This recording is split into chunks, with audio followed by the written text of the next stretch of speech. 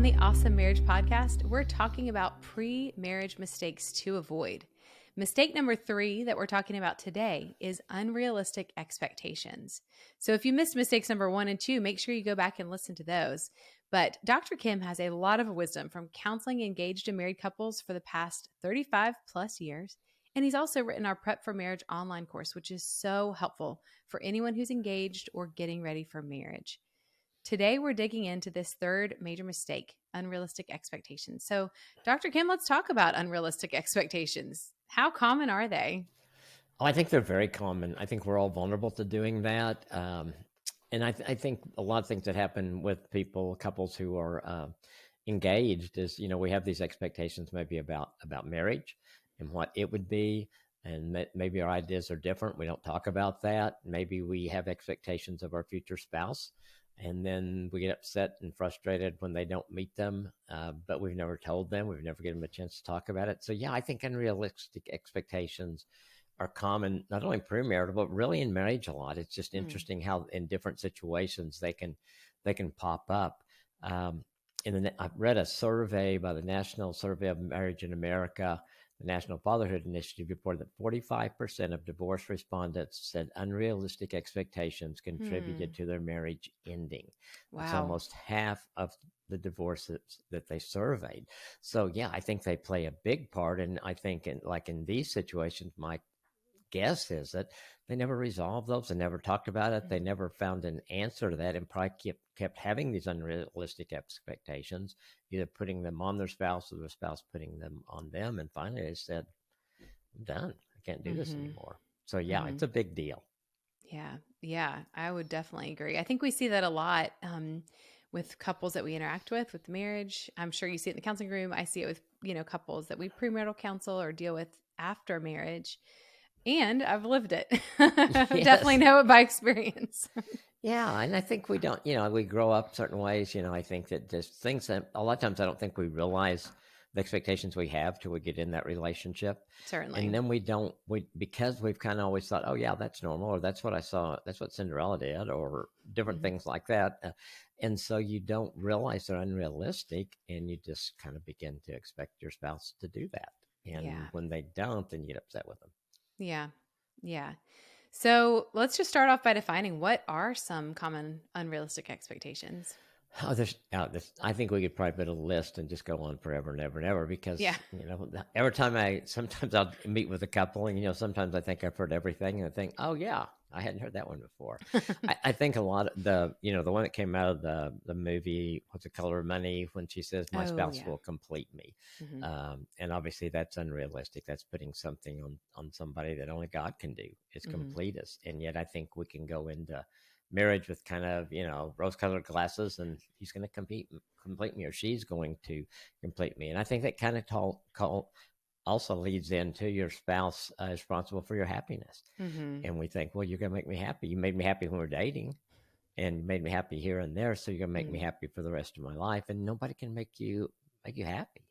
I think some of the things that their feelings of love won't change. We love that high where we really feel the love. I don't know anybody that's been able to make that work for 50, 60 years, where that's there now. So that feeling of love and actually loving someone are different in so many ways. And we like the feeling. And so sometimes when that goes, we think, okay, what's wrong here? All your time should be spent together. In a lot of times, when you're dating and when a guy's pursuing a woman, man, we're there all the time. We're doing everything we can to win her over. And then sometimes those things change in marriage. And really, you've got to have some independence in your marriage. Yeah. It's not healthy to be codependent on your spouse. And I talk a lot about being interdependent with each other, where you really both have gifts and abilities and you complement each other as being codependent, which can be really unhealthy. And I think a lot of times, even though we may not think our parents were perfect, that's kind of what our model was of what a man, woman, husband, and wife are. And so we kind of put some of those attributes on our spouse. I certainly did some of that. And that's not fair. That's not fair to your spouse. Your spouse is not your mom or your dad, and your spouse is going to have some differences there. And so all of those are just some that I think can can go into really having some unrealistic expectations that you have for marriage and you have for the person that you marry. Yeah. Yeah, that you're right. I think you're right. We could just talk about those for hours. I've had so many, I've seen so many, I've heard so many, but I think that first one about you complete me, or the Jerry Maguire line, you complete me, or that your spouse will make you happy. Those are kind of maybe at the tip of the iceberg there, where those kind of encompass some others, the Mm-hmm. happiness, the fulfillment. Yeah, when you think about completing you, I mean, that can take on all kinds of different directions depending on Gosh, what you yeah. feel like your needs are or what you Hmm. then expect your spouse to be able to do. What does that mean to you? Hmm. And again, I've never seen anybody that can do that. Yeah. No, it's just not humanly possible. No, no. And we weren't, and honestly, we weren't meant to. I mean, God didn't, Right. it's not like we're falling short. No, we're really doing what God intended us to do because He wants to complete us. He wants That's right. to do those things that only He can do. And then we can do the things that only we can do as a spouse, but we can't Yeah. be God. And Yeah. sometimes, so we can't put that on our spouse. Right. Yeah. That's a recipe for disaster because they just can't do it. Mm-mm. And like you said, there's nothing wrong with them. It's just not humanly possible. Right.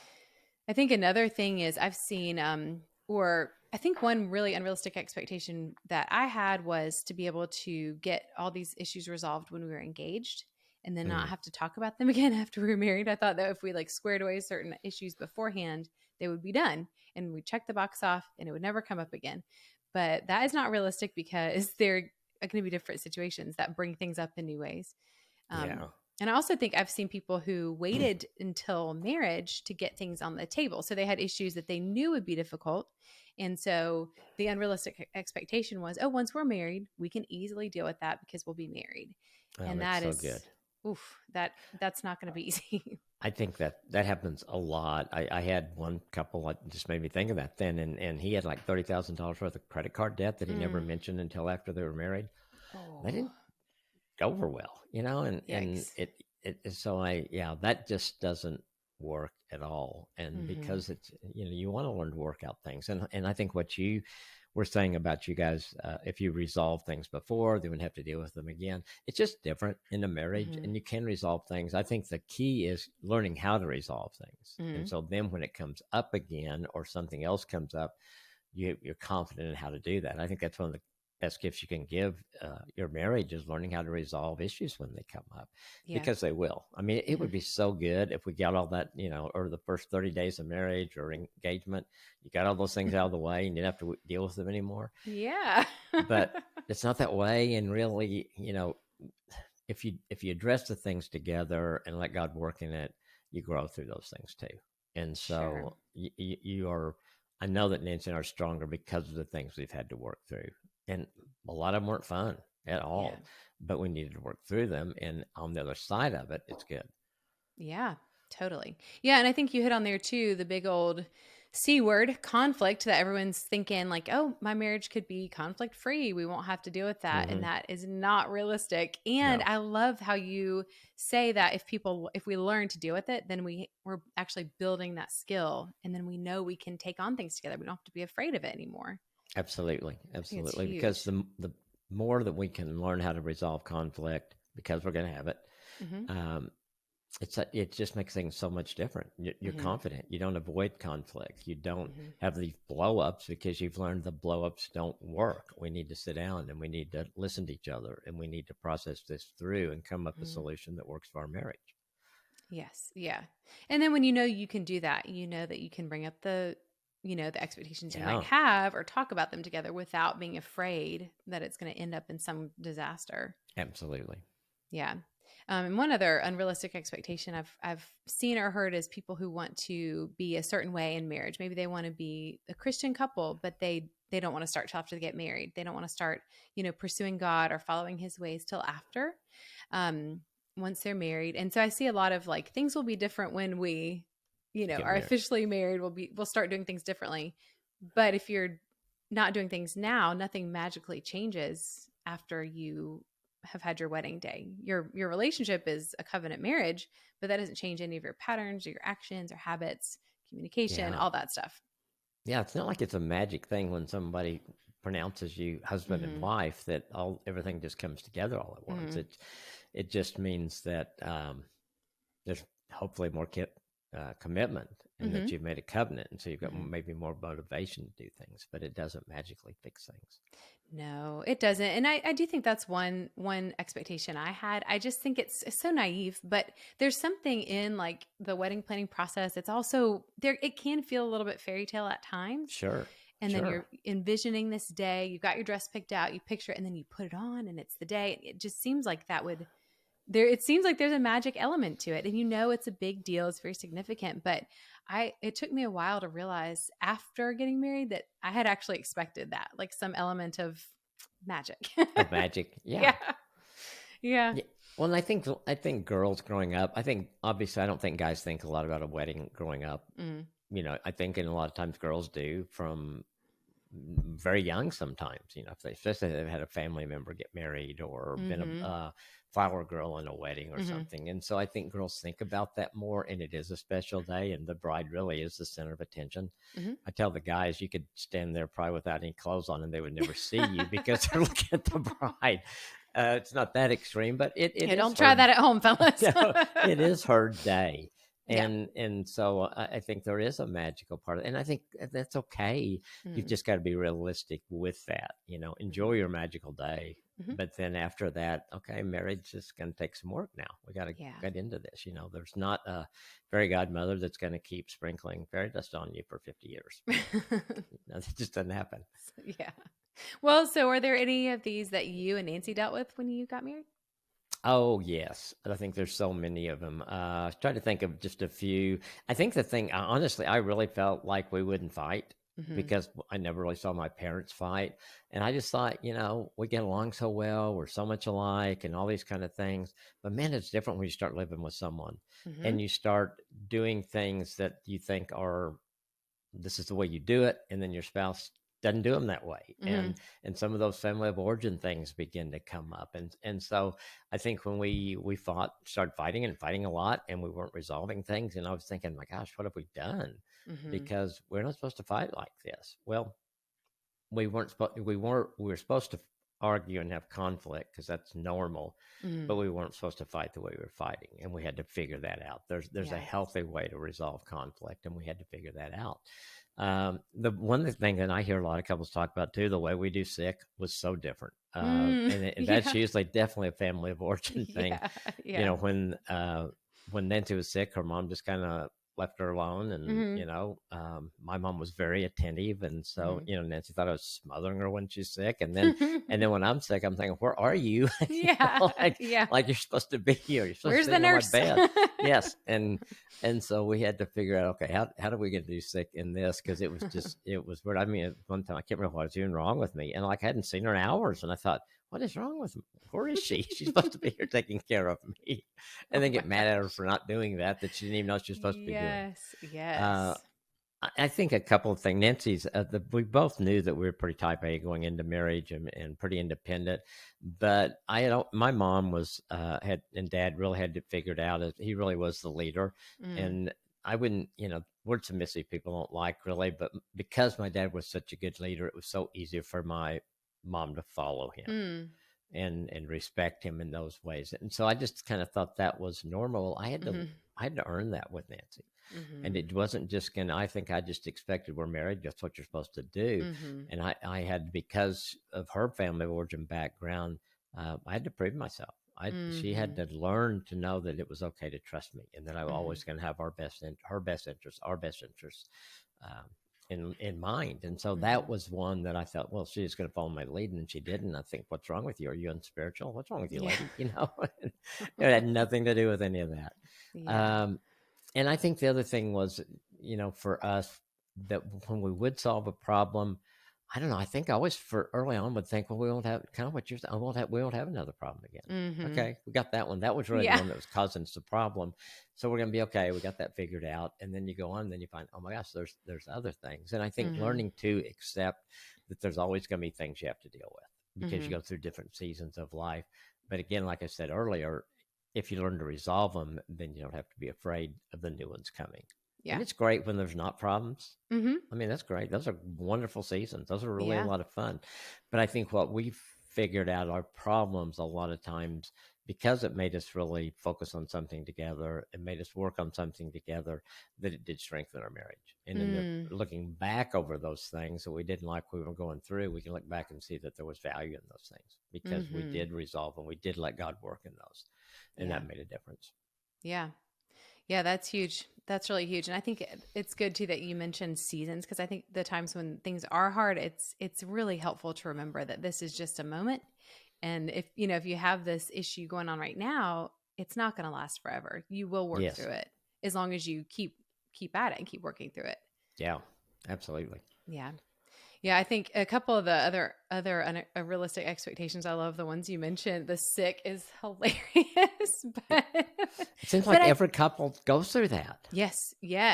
So different. When I think one expectation that I had that what you're saying kind of reminded me is I expected Brian to be able to read my mind.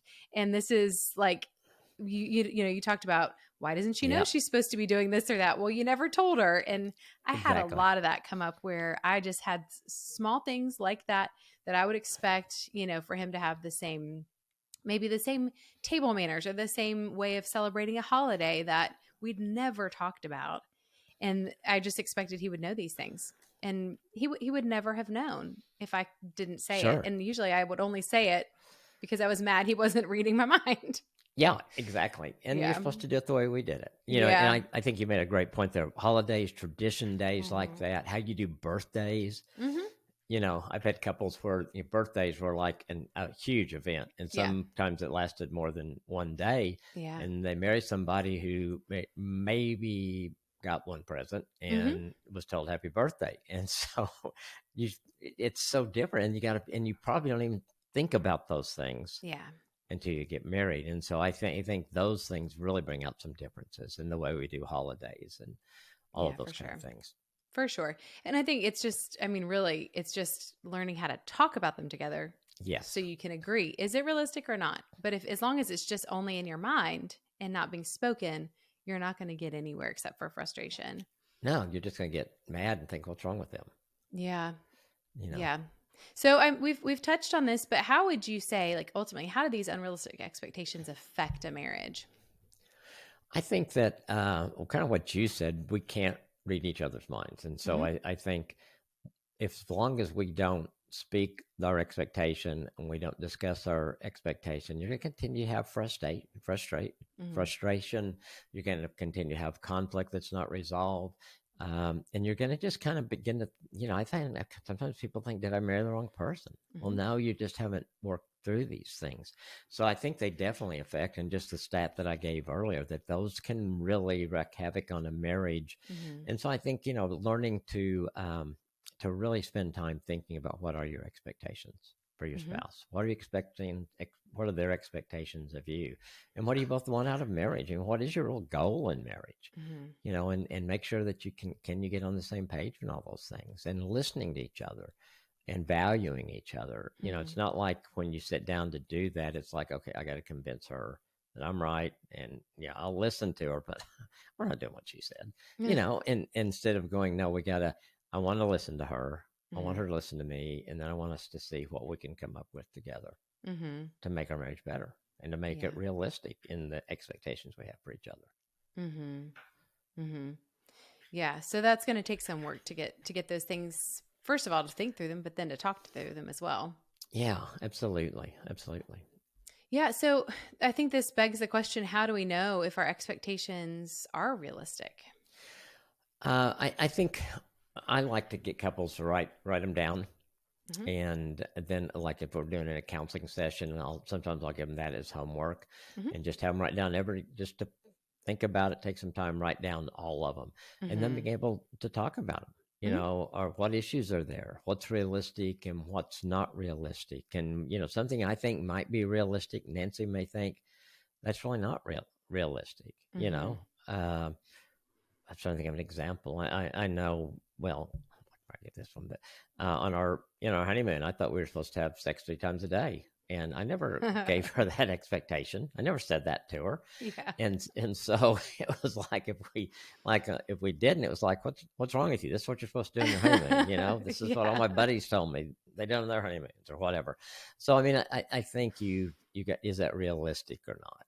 to have some of those things. Yeah, that's a great example. I was wondering if you were gonna let us hear that one on this topic, because I think that really is a great example of an expectation that might not be realistic. And I just think that we just don't talk about that. And I think too, the other expectation I think guys have sexually is that our wife has the same sex drive that we do. Well, when you're dating and you're attracted to each other, and you're both you're waiting and you're wanting that, you know, it can seem like you both have the same drive, but once you get into marriage, you realize there's going to be some differences there. Yes. And usually a guy's going to have stronger. Sometimes I've seen some marriages where the wife had the stronger drive. It's interesting though, if one has the real strong drive, the other doesn't seem to have the equal drive. I've never seen a couple where they both have the exact, and I think that's just part of God's plan for help us to understand what makes good sex in a marriage for the husband and for the wife. And yes, there's some differences there, but we can bring that together, and so we're both getting what we need out of the sexual relationship in marriage. Yeah, and I think, I mean, it's, if you get down to like saying that out loud, like if you had that conversation with Nancy ahead of time, maybe you could have discussed like, is this realistic? But then at least it's on the table. Yeah. You can revisit it if you change your minds or whatever. And I think when you're saying write down all your expectations, for somebody like me, that sounds overwhelming. What I would say to start with, because this is how I would approach it, is to go by category. Say, okay, so that's great. Planning the honeymoon. What are our expectations? What kind of schedule do you imagine you would like us to keep during the day? Would you like to sleep in? Is your expectation that you'll get up early and seize the day?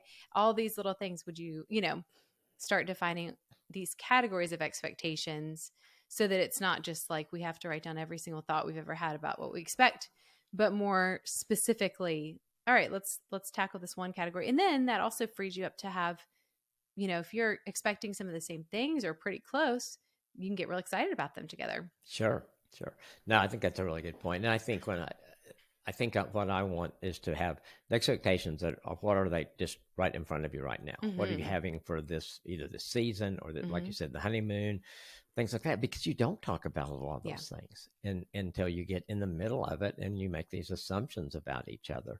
And I don't think, I don't know how many couples talk about how many times they want to have sex on their honeymoon beforehand. Maybe if I told Nancy that, she would have run. We've never gotten married. I don't know. But I mean, those are things that are really important to talk about, because the more you talk about your expectations and find out what's realistic and not, you just eliminate some fights and conflict and frustration when you do that. So being proactive with it really makes a difference. Yeah, because once you speak it, then your spouse or fiance has the chance to say, "Oh, yeah, I can do that. I never knew you wanted that. I'm happy to do it." Or they can say, "I don't think that's realistic, but here's what I can do instead." You can meet in the middle. Yes, and sometimes I think when we verbalize it, we think, "Ooh, is that realistic?" It's what's inside our mind and what comes out of our mouth. Just that process can make us think, "Well, that sounds kind of weird." Yeah. Yes. So yes, certainly. Yeah. And I think that's a great first step that's really tangible and actionable wherever you are in your marriage planning process, or if you're listening, you're already married, or if you're dating, this is a great time to start defining expectations, discussing them, and decide if they are going to work. Because it's not a deal breaker. If the expectation is not realistic, that's not a deal breaker. It's not even a red flag necessarily. It's just something you have to negotiate together. Absolutely. And I think sometimes it can even be positive stuff. I share expectation with Nancy, and she said, "Well, I haven't thought about that." Yeah, that's a great idea. That happens too. Yeah. And so it's not always like some of the ones that we might be unrealistic all of a sudden become realistic because you both are on the same page with it. Yeah. And then that's really fun. That's fun to absolutely start doing this. Yeah. You celebrate those things. Yes. So if someone is listening right now and realizing that they do have some expectations that are not realistic, that they've been holding over their spouse or fiance, what is the next step? Yeah, I think one thing is, and kind of goes back to what I said just a minute ago, but I think making it more focused, like you said, what are your expectations right now of this person that you're in a relationship with? And when I write things down, and I've done this before, and I go by and just look at each one after I've written them down, and some of them just pop out to me. This is unrealistic. And I can go ahead and just scratch those off my list. Yeah. And so I think there's value in that processing. And then the ones that I have left, I can sit down and say, hey, let's sit down. Can we talk about this? Mm-hmm. This is the expectations I have. Um, are they realistic in your mind? Are they not realistic? And Nancy and I still do that. I mean, it's amazing how you continue to find, because of different things you're doing, you have Mm-hmm. expectations, Mm-hmm. of each other. And so, we'll do that just kind of on the fly sometimes.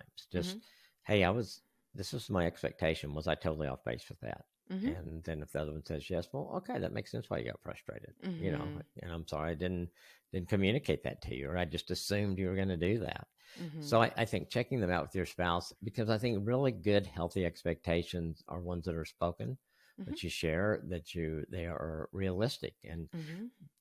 the ones that are real, expecting your spouse to be faithful throughout your marriage, that's a realistic expectation. Mm-hmm. That's something that you both would buy into. Mm-hmm. The expectation that you're going to be kind to each other. Mm-hmm. Well, that's a realistic expectation. It may take some time to get there, Mm-hmm. and learning how to deal with some things, expecting that your spouse is going to listen to you, which Mm-hmm. we don't do well, but wanting that as a goal. And maybe that's an expectation you both have, but we're not doing that very well right now. So Mm-hmm. that becomes then, I think, a goal that we really want to work on, because we know the better we listen to each other, the better our communication, the better communication, the better our marriage. So that's Yeah. kind of the process that I would want people to go to. And you want to get to some point there where you do have these realistic expectations that you Yeah. both agree on, and then you've got something to really celebrate and enjoy together.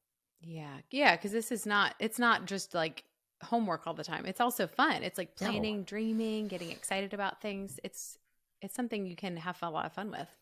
it's really fun in counseling when this is one of the issues that we're working with the couple, and they begin to see the value in communicating on these things and working through Mm. those things, and just the difference that alone makes. I mean, it reduces conflict in the home, it Mm-hmm. clarifies things for them, and they don't feel like they're walking on eggshells. Just Yeah. just a whole lot can come out of just taking the time to process your expectations. Are they realistic? Are they Mm-hmm. unrealistic? And then moving forward from there. Yeah, totally. I think this would be hugely helpful, to work through together as a couple. Yeah.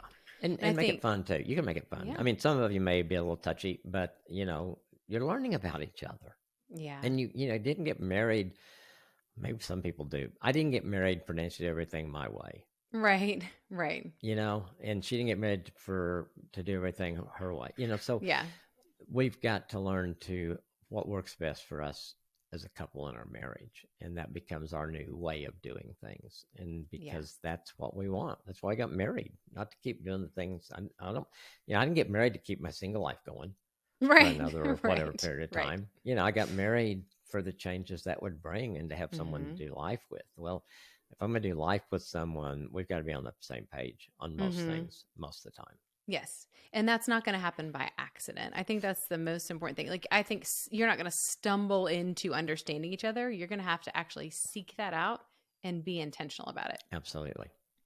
Yeah. Absolutely. And I think this is not, it's not limited to women, but I will just say a note to women is don't fall for the trope that you can say, fine, I'm fine, when he asks how you are, and that he'll know what fine you're saying that time. There's Yes. this kind of idea that it's supposed to be known that, as women, we can kind of speak in code and not say what we mean and expect our, fiance or husband to figure us out and be intuitive in this way. And I don't think that's realistic, but I do see that it's really common. It's supported, culture, and it's sort of Yeah. this idea that he should be able to figure it out. He should know I'm a woman. It's difficult. Don't play games with him. Don't make him guess. Just be honest, and be honest with yourself too. Yeah, I know that's so good, and obviously, as a woman, I'm glad you said it, because I think that is true. And as a guy, I wish we could read minds. There's a movie a long time ago Yeah. Mel Gibson was in, where he could heard what women were thinking, Oh and yeah. it was Yeah. just kind of humorous how it just kind of drove him crazy, all the things. But we can't read each other's minds, Mm-mm. and I think that in itself is an unrealistic expectation, and think it sets you both up for frustration and failure and all kinds of things in that. Mm. And it's okay. What I tell people sometimes is that, share what your expectation is. Mm-hmm. And then if they don't do it, then you can get upset. Then we can talk about it in counseling. But if it's just something that you expect them to read your mind and that's your expectation, you're always going to be frustrated. It's just not going to happen. Mm-hmm. Yeah. Yes, I think that's true. And that goes for every party, each fiance, each spouse. Yes. Yeah. Yes, it does. Yeah. Well, so this has been a helpful conversation about nailing down expectations. What final piece of advice would you give to our listeners today?